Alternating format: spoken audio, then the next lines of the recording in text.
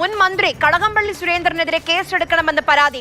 സ്വപ്ന സുരേഷ് നടത്തിയ വെളിപ്പെടുത്തലിന്റെ അടിസ്ഥാനത്തിലാണ് പരാതി. DGPക്ക് പരാതി നൽകിയത് കോൺഗ്രസ് നേതാവ് M മുനീർ. അനന്തകൃഷ്ണൻ വിവരങ്ങളുമായി നമുക്കൊപ്പം ചേരുന്നുണ്ട്. അനന്തൻ, ഇതുവരെ രാഹുൽ മാങ്കൂട്ടത്തിലിനെ പ്രതിരോധിക്കാൻ വേണ്ടി M മുകേഷിന്റെയും കടകംപള്ളിയുടെയും തോമസ് ഐസക്കിന്റെയും പേര് പറഞ്ഞു കേട്ടിരുന്നു. ഇപ്പോൾ അത് കേസായി മുന്നോട്ട് വരികയാണോ? ആര്യ, തീർച്ചയായിട്ടും രാഹുൽ മാങ്കൂട്ടത്തിലുമായി ബന്ധപ്പെട്ട വിവാദങ്ങൾക്ക് പ്രതിരോധം തീർക്കാൻ വേണ്ടിയിട്ടാണ് കോൺഗ്രസ് നേതാക്കൾ ഇത്തരമൊരു നീക്കം നടത്തുന്നത് എന്നുള്ള കാര്യം ഉറപ്പാണ്. രാഹുൽ മാങ്കൂട്ടത്തിന് എതിരെ ഇപ്പോൾ വന്നിരിക്കുന്നത് ചില ശബ്ദരേഖകളും ചില വെളിപ്പെടുത്തലുകളുമാണ്. അതുമായി ബന്ധപ്പെട്ട് പക്ഷേ നേരിട്ടുള്ള പരാതി പോലീസിലില്ല. പക്ഷേ പോലീസ് കേസെടുത്തിട്ടുണ്ട്. ഇതേ സ്ഥിതി മുൻപ് ഉണ്ടായിട്ടും അന്ന് നിയമ നടപടികൾ ഉണ്ടായിട്ടില്ല എന്ന് ചൂണ്ടിക്കാട്ടിയാണ് ഇപ്പോൾ കോൺഗ്രസ് നേതാവും പോത്തൻകോട് മുൻ ബ്ലോക്ക് പഞ്ചായത്ത് പ്രസിഡന്റുമായ M മുനീർ സംസ്ഥാന പോലീസ് മേധാവിക്ക് ഒരു കത്ത് അയച്ചിരിക്കുന്നത്. ഈ കത്തിൽ ചൂണ്ടിക്കാണിക്കുന്നത് സ്വർണ്ണക്കടത്ത് കേസിലൊക്കെ ഉൾപ്പെട്ട സ്വപ്ന സുരേഷ് 2022 മാതൃഭൂമി ന്യൂസിലടക്കം ചാനലുകളിലൂടെ ഒരു വെളിപ്പെടുത്തൽ നടത്തിയിരുന്നു. ആ വെളിപ്പെടുത്തൽ മുൻമന്ത്രി കടകംപള്ളി സുരേന്ദ്രനെതിരെയാണ്.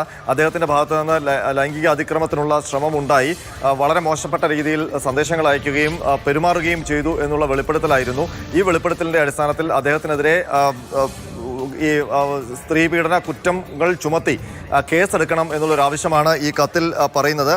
മാത്രമല്ല ഈ വെളിപ്പെടുത്തൽ കൂടാതെ മറ്റൊരു ശബ്ദരേഖ കഴിഞ്ഞ തെരഞ്ഞെടുപ്പിന്റെ സമയത്ത് സമൂഹ മാധ്യമങ്ങളിൽ പ്രചരിക്കുകയുണ്ടായി. അതിലെ ശബ്ദം കടകംപള്ളി സുരേന്ദ്രനുമായി സാമ്യമുള്ളതാണ്, മറ്റൊരു സ്ത്രീയോട് സംസാരിക്കുന്നതാണ്. അതും വളരെ അശ്ലീല ചുവയുള്ള സംസാരമാണ്. അതിൻ്റെ പേരിലും, അതായത് അന്ന് മന്ത്രിയായിട്ടിരിക്കുമ്പോൾ മന്ത്രിമന്ദിരങ്ങളിൽ വരുന്ന സ്ത്രീകളുടെ ഫോൺ നമ്പറുകൾ കൈക്കലാക്കി പിന്നീട് അവരെ വളരെ മോശപ്പെട്ട താല്പര്യത്തോടെ സമീപിക്കുന്നു എന്നുള്ള ആരോപണം കൂടി ഈ കത്തിൽ ഉൾപ്പെടുത്തിയിട്ടുണ്ട്. ഇതെല്ലാം ചൂണ്ടിക്കാട്ടി കന്റോൺമെന്റ് പോലീസിൽ, കാരണം ഈ രണ്ട് ആരോപണങ്ങളും നടന്നിരിക്കുന്നത് കന്റോൺമെന്റ് പോലീസ് സ്റ്റേഷന്റെ പരിധിയിലാണ്. അതുകൊണ്ട് കന്റോൺമെന്റ് പോലീസ് ഇക്കാര്യത്തിൽ കേസെടുക്കണം എന്നുള്ളൊരു ആവശ്യമാണ് ഈ കത്തിൽ പറഞ്ഞിരിക്കുന്നത്. ഏതായാലും രാഹുൽ മാങ്കൂട്ടത്തിൽ നേരിടുന്ന അല്ലെങ്കിൽ ഉൾപ്പെട്ട വിവാദങ്ങൾക്ക് പ്രതിരോധം തീർക്കുക എന്നുള്ള ഒരു ലക്ഷ്യം തന്നെ ഈ പരാതിയുമായി ബന്ധപ്പെട്ടുകൊണ്ട്.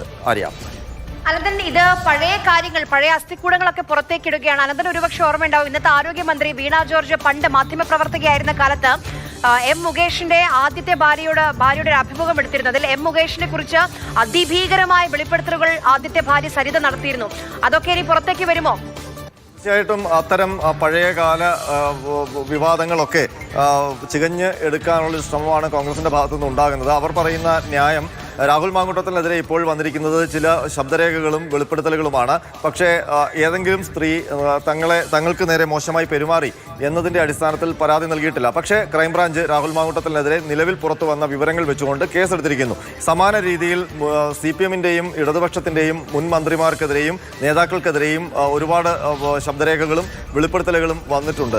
അതിലൊന്നും ഇതേപോലെ കേസെടുത്തിട്ടില്ല. അതുകൊണ്ട് വൈകിയാണെങ്കിലും ഇപ്പോൾ കേസെടുക്കണം എന്നുള്ളൊരു ആവശ്യമാണ് കോൺഗ്രസിൻ്റെ ചില നേതാക്കൾ മുന്നോട്ട് വെക്കുന്നത്.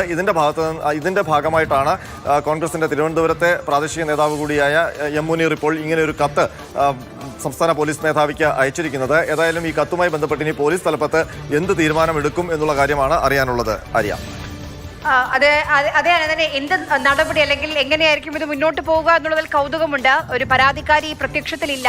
ഇപ്പം രാഹുൽ മാങ്കൂട്ടത്തിലെ കേസുമായി ഇതിനെ താരതമ്യം ചെയ്യാൻ കഴിയുമോ അനന്തൻ? കാരണം രാഹുൽ മാങ്കൂട്ടത്തിന്റെ കാര്യത്തിൽ ഒരു പരാതിക്കാരി മാത്രമല്ല, ഒന്നോ ഒന്നല്ല 10-15 പരാതിക്കാരുണ്ടെന്ന് കേൾക്കുന്നു. ഇവിടെ കടകംപള്ളിയുടെ ഒരു ഓഡിയോ സന്ദേശം മാത്രമാണ് നമ്മുടെ മുന്നിലുള്ളത്. തീർച്ചയായിട്ടും ഇത് രണ്ടും സമാനമായ രീതിയിലല്ല.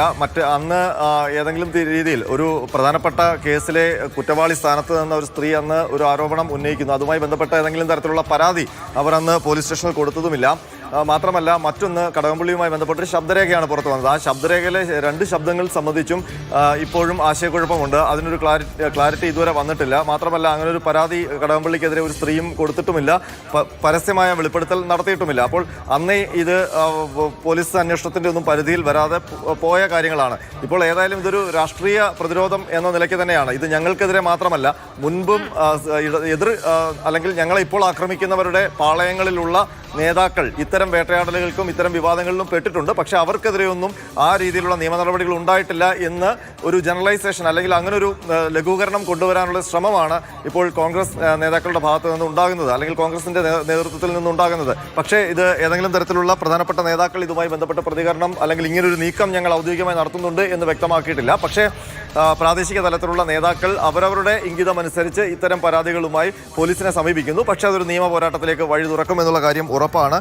ഇക്കാര്യത്തിൽ ഒരു തീരുമാനം എന്തായാലും പോലീസും സർക്കാരും പറയേണ്ടി വരും എന്നുള്ള കാര്യവും മാത്രമല്ല പൊതുമധ്യത്തിലേക്ക് ഇത് വീണ്ടും സജീവ ചർച്ചയാക്കുമ്പോൾ തീർച്ചയായും അതാണ് ഏറ്റവും പ്രധാനപ്പെട്ട കാര്യം. സെപ്റ്റംബർ 15-ന് നിയമസഭാ സമ്മേളനം ചേരാൻ പോവുകയാണ്. ആ സമയത്ത് ഈ വിഷയമൊക്കെ സജീവമായി നിർത്തുക, അത് തന്നെയാണ് പ്രാദേശിക നേതാവാണെങ്കിലും ശരി കോൺഗ്രസിന്റെ ഒരു ലക്ഷ്യമെന്ന് പറയുന്നത്. രാഹുൽ മാങ്കൂട്ടത്തിലെ പ്രതിരോധിക്കാൻ പഴയ കേസുകൾ, പഴയ അസ്ഥിക്കൂടങ്ങളൊക്കെ പുറത്തേക്ക് വലിച്ചിടുകയാണ്. ആദ്യത്തെ എയിം അത് കടകംപള്ളി സുരേന്ദ്രനാണ്. ഇനി അടുത്തത് ആരാണ് എന്നുള്ളതാണ് അറിയേണ്ടത്.